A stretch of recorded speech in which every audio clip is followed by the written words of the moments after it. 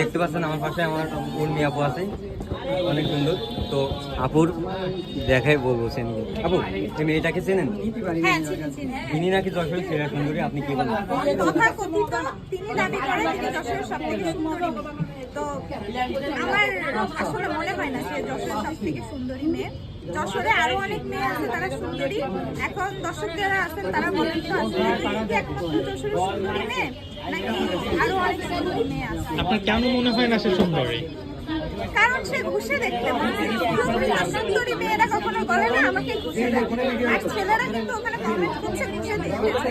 তা আমার প্রশ্ন আপনার কাছে যে যদি আপনি ছেলেরা যে ঘুষে দেখতে চাচ্ছে আপনি কি ঘুষে দেখতে দিবেন? আপু আপু ঘষে দেখতে দিবে বলেছে তো, ঘষে দেখতে। আর তার বাসার সামনে হাজার হাজার ছেলেরা লাইন দেয়, এই সম্পর্কে কি বলতেছেন আপনি? তার বাসার সামনে হাজার হাজার ছেলেরা যে লাইন দেয়, তো সেখানে তো জাম বাজার তাইলে তো বুঝতে আসতো যে এমন এরিয়াতে যশোরের এই এরিয়াতে জাম লাগে। আমরা কখনো নিউজে শুনি। তার মানে তিনি যে এই কথাটা বলছেন। আচ্ছা, আমি একটা কথা বলবো। এটা হচ্ছে যে সে বলছে যে তার বাসার সামনে হাজার হাজার ছেলেরা লাইন দেয়। আর তারে আমি দেখে দেখে বুঝতে পারছি যে সে মেকআপে ভরা, ঠিক আছে? হ্যাঁ। তো হচ্ছে তার সামনে হাজার হাজার